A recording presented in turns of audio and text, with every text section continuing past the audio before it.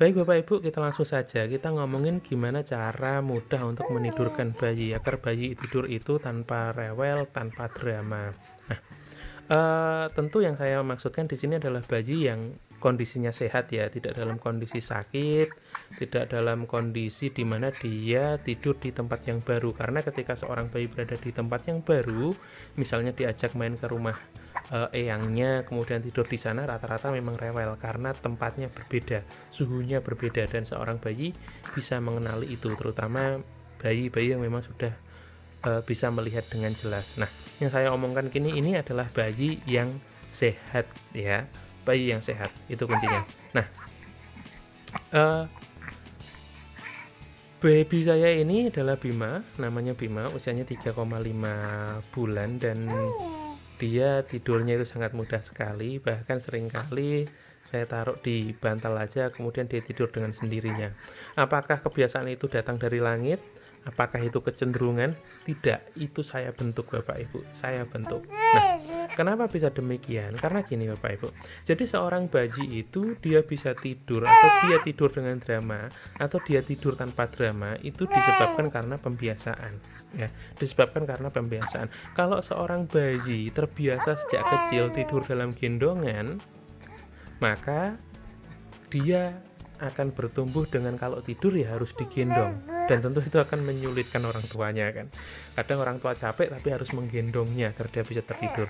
Ada juga seorang bayi yang kalau pengen tidur ya, balita begitu, kalau pengen tidur harus naik motor dulu, harus naik mobil dulu keliling-keliling komplek agar dia mau tidur.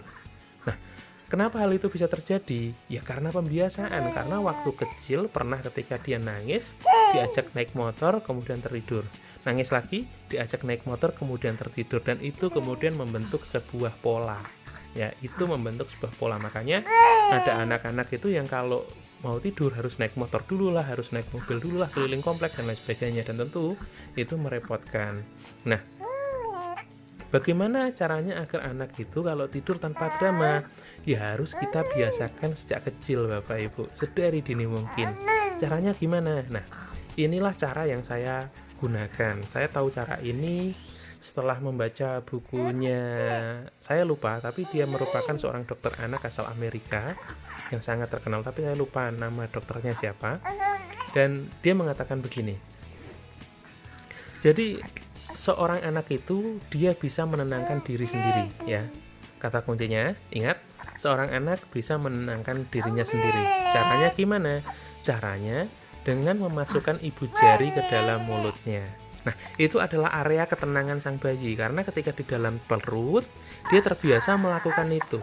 Nah, itulah sebabnya Bapak Ibu, saya tidak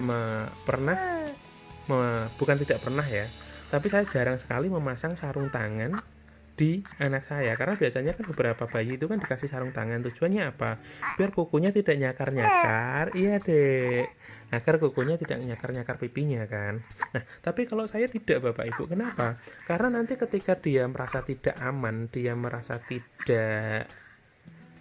tidak nyaman, tidak nyenyak dan lain sebagainya, dia bisa menenangkan dirinya sendiri dengan cara apa? Dengan cara memasukkan tangannya ke dalam mulut. Mau nggak dek? Oh, sudah nggak mau dia. Dengan cara memasukkan tangannya ke dalam mulut, dan itu adalah bagian atau mekanisme alamiah seorang bayi untuk menenangkan dirinya sendiri.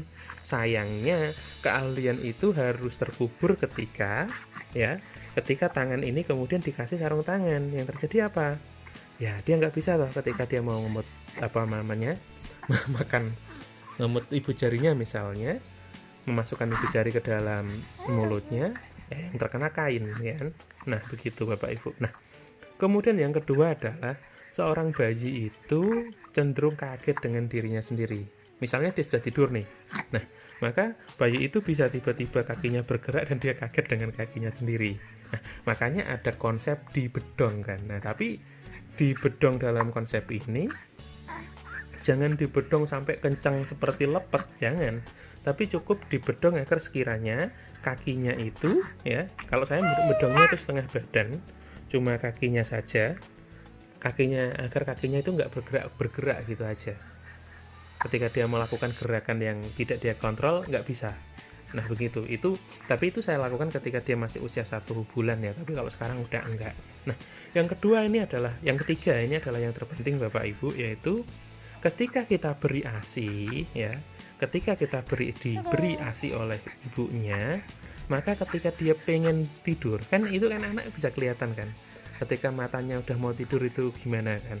Nah maka sebelum dia benar-benar tertidur lelap, sang ibu harus meletakkannya di kasur ya. Ingat, sang ibu harus meletakkannya di kasur.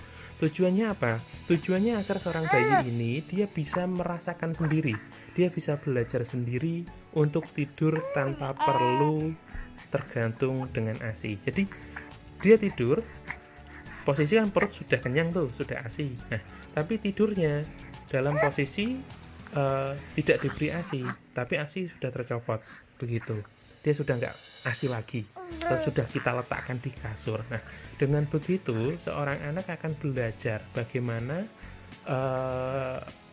mengatasi rasa ingin tidurnya ketika tidak ada support dari ASI, begitu. Nah, tentu untuk menjalani ini tidak mudah Bapak Ibu, akan banyak sekali drama, bayi akan nangis dan lain sebagainya. Tapi kita selaku orang tua juga harus bijak. Ketika dia nangis, kita biarkan dulu. Kan kasihan bayi nangis kayak gitu. Memang kasihan. Tapi itulah proses pembelajaran. Nah, makanya dari pengalaman saya, pernah ini nangis, tak tungguin dulu nangisnya. Ketika dia capek, akhirnya dia tidur sendiri. Dan besoknya tangisan itu mulai menjadi lebih pendek dan akhirnya hilang ya. Nah, kenapa sih saya kok membutuhkan bayi saya itu lebih mudah untuk tidur dan agar tidak rewel? Karena anak pertama saya itu aktifnya bukan main, sehingga orang tuanya kadang untuk merawat anak saya yang pertama itu butuh tenaga ekstra, begitu loh. Jadi kasihan kalau sampai anak yang kedua ini juga rewel dan anak yang pertama rewel, maka ibunya nanti akan terlalu capek dan bisa stres ya. Jadi begitu Bapak Ibu, itulah cara saya dalam membuat bayi saya itu mudah tidur ya, gampang tidur, tidak pakai drama, tidak pakai rewel. Loh, itu kok ilernya keluar, kok malah mainan ludah itu. Oke, cara saya itu terima kasih dan sampai jumpa. Bye bye.